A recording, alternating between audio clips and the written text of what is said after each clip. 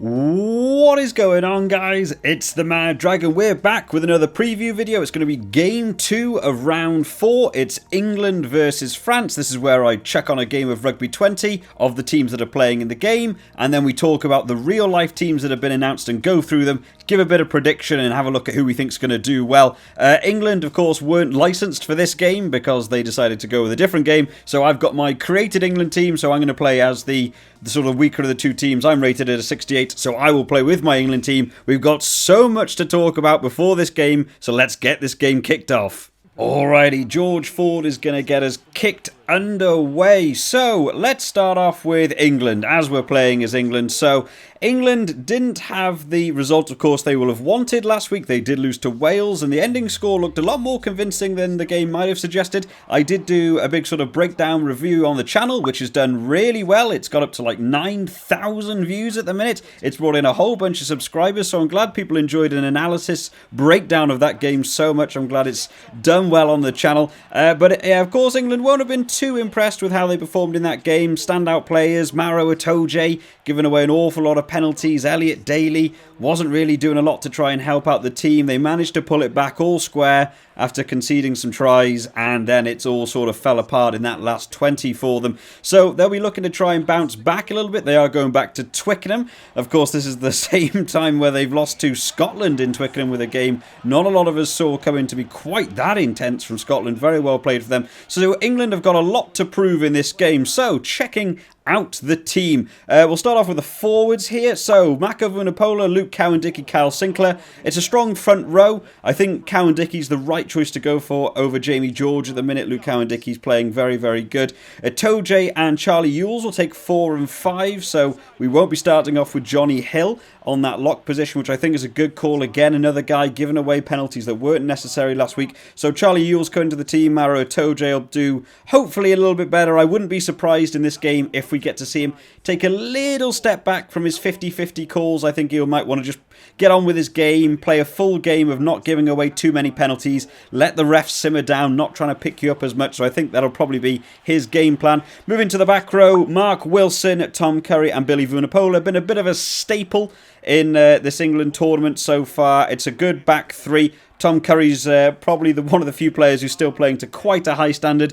England will definitely want to be seeing a lot more from Billy Vunipola, not working at his best. And Mark Wilson, not playing terribly, but not a lot to say about him overall. I think they are missing having Sam Underhill in that flanker position. But overall, it's a strong 1-2-8, but we've said that every week so far, so we never know quite how it's going to go for this England team. We'll move on to checking out the backs, where we can see one notable change in this. So Ben Youngs is still going to start at that 9. I actually thought Ben Youngs had the best game of his tournament so far against Wales. I thought he played very well in that game. George Ford is still doing quite well at that number 10 shirt. Owen Farrell retains 12.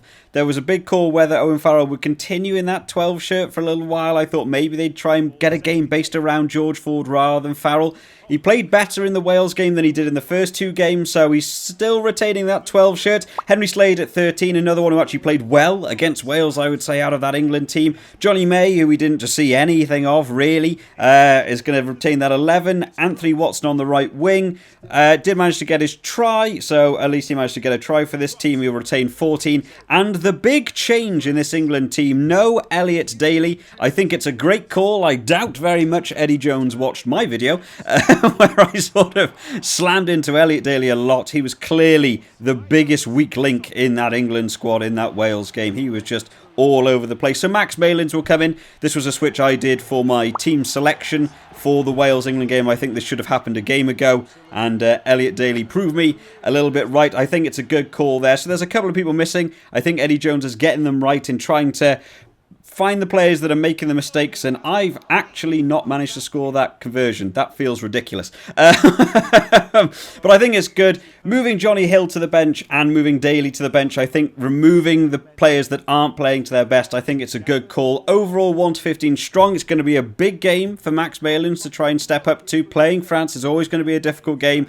I'm sure he's going to be the man they're going to test. We'll quickly check out the replacements before we move on to the France team. So replacement hooker Jamie George will of course come in. Him and Cowan-Dickie seem to be the main two Eddie Jones seem to go with. Ellis Genge still at 17. I think Ellis Genge is having a terrible terrible tournament. Every game I see him in, he just seems too enthusiastic. He seems so aggressive. Everything he comes into, he played that game against Wales. He came on in 2 minutes, immediately went over the ball and gave away a penalty, and then later on threw a man across the line out and gave away another penalty. I think he really needs to just take a step back from his game and not be quite so intense when he comes on. Will Stewart is a good prop to come on at some point during the game, so he'll retain that 18 shirt. Let's see if we can do better with this kick. Yep, it's looking a little bit better with that one. Moving to lock, Johnny Hill, of course, will come on. He's played well in this tournament. He had a bad game against Wales. I think he played very well against Italy. So I think he has to retain in the team. So he's going to retain that 19 shirt. Ben Earl at 20, who is actually playing all right when he comes on from the bench. He is making an impact at least, which is what they really need from these finishers. Not a lot of people coming on from the bench and actually managing to finish the job. They seem to actually take a bit of a dip, which we're not used to seeing from England. Dan Robson, who I didn't think played well again against Wales in that 21 shirt. I think he needs to watch out going through to future tournaments if he can't step up a couple of notches. Ollie Lawrence at 22 will come on at some point. I imagine he might even come on for Farrell. I'm wondering if he will. I know Farrell's the captain. I'm wondering whether he'll come on at the 13, maybe move Slade down to 12. I would think it'd be more likely that they will move. I've just missed another kick. I never normally miss kicks in this game, but it's not going too well for me. But of course, he is a 13. He can come on for Slade at some point if he needs to. Elliot Daly will finish us off in these finishes, and I'm a little surprised Elliot Daly still retains in this team. He is not playing well, and in all honesty, I'm not finding an awful lot of counterbalance to say he should remain in that team. I'm a little bit surprised here that they didn't drop Daly completely from the team and maybe have a replacement winger in case Johnny May or Anthony Watson isn't stepping up to that mark. I think there's a couple of big calls in here. Personally, I think Eddie Jones has made the correct calls in removing some players. Personally, I wouldn't have Ellis Genge in there. And I question whether Elliot Daly's going to do an awful lot from the bench to really enhance the team coming on as a finisher. So some big calls in there. It's going to be interesting to see how the England team turns out, especially having lost at home to Scotland. So let's have a look at the team they are up against. And it's surprising, really, that France are even going to make this game. Of course, they weren't able to play Scotland. That game got sort of cancelled, later then postponed, and has now been moved to after the tournament, as far as we're aware. And there's a lot of people in this team that were involved in positive COVID tests, which I'm not really sure how they've managed to make such a quick turnaround. You'd think even if you actually came down with coronavirus and were ill, that you'd have a bit of fatigue going in. So I'm surprised to see so many of this starting 15 that were involved in that positive COVID relief thing in the whole team. So let's take a look at the team announced. So starting off at the front, Cyril Bay, who was playing very well before we came up to that Scotland game. Marchand, who's doing well. Hoas, who's doing okay as well. I mean, our front row actually for France is solid. In fact, there's not a lot you can say about that front row in terms of negativity. The front row has been very, very dominant for France, including against big teams like Ireland, who've got a big scrum themselves. They've really managed to hold their own. Tofai Fanua moves in at number 4. I believe that's replacing Leroux. I don't know what's happened to Leroux. I'm going to have to guess an injury. I think it'd be a weird call to drop Leroux from that lock position. Valemse is going to still take 5, so it's nice to see him still in the team. Dylan Khetin gets back into the team in the flankers. I think I actually prefer him over Jelonch in that flanker position, so I think that's a good call. Olivant will still remain at 7 and Aldrit at the number 8 shirt. So 1 to 8 looking absolutely solid. It's just going to come down to, you know, that lack of game time, missing the game against Scotland, but the positive for them is no injuries in that front pack. They'll know how aggressive England will be in this game. England are going to be desperate to try and gain a bit of momentum in this game and just try and dominate on their terms. So I think having a big forward pack is going to work well for France, and they seem to have landed it very, very well. Coming in terms of the backs, Dupont is back at scrum half, which is amazing. I thought he was going to be out for a couple of games, so he's managed to get back in. We all know what a leading figure he is in the number 9 shirt for France. He's doing very well. Jalibert is taking 10, which I thought was quite surprising. For those of you who've kept up to date with a little bit of the French team, Ntamak has rejoined this team, but obviously Jalibert has been playing well So, you know, they can't afford to take that fly-off shirt away from him too early. So I think he maybe deserves to retain that and bring Ntamack later on as an aggressive substitution. So Jalibert will remain in that 10 shirt for now. Damien Penaud will move over to the left wing. I believe Villiers out with an injury, so probably why Penaud's going to move on to that left wing. Again, a solid winger, and he actually impressed me in the game he did play. Even his defensive ability was strong. I think he'll be able to cope all right with Anthony Watson on that wing. Ficou at 12, of course, he's absolutely solid. Can switch to wing if they need him to at some point. Vakatawa coming back in at 13. Solid man in the outside centre. We know how dangerous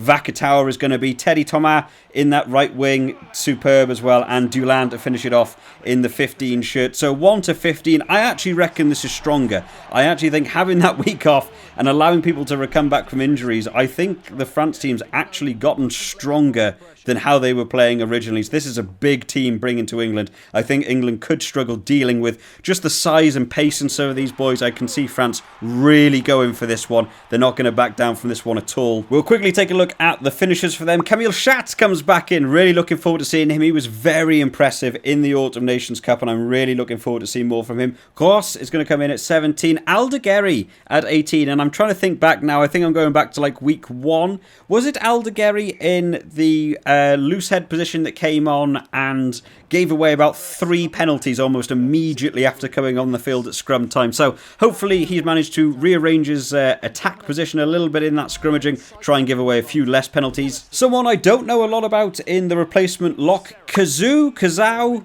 I'm going to go with Kazoo is more likely. I don't know a lot about him, so hopefully it'll be nice to see a new face on the field for me personally. Anyway, Wokie's going to come in the team at number 20. I was very, very impressed with Wokie in the Autumn Nations Cup. Really looking forward to see him coming on. I imagine, seeing as they like switching out Dylan Cretin a lot, that maybe Wokie will come on in that flanker position at 6 at some point. And they've also got Jelonch at 21. So not opting to go with the backs, got a big replacement forward. I wouldn't be surprised if we see Wokie come on at 6 and Jelonch come on at 8 later in that game. So I think France could be going for a big heavy forward pack here. Baptiste Haran is going to be at the replacement scrum half position.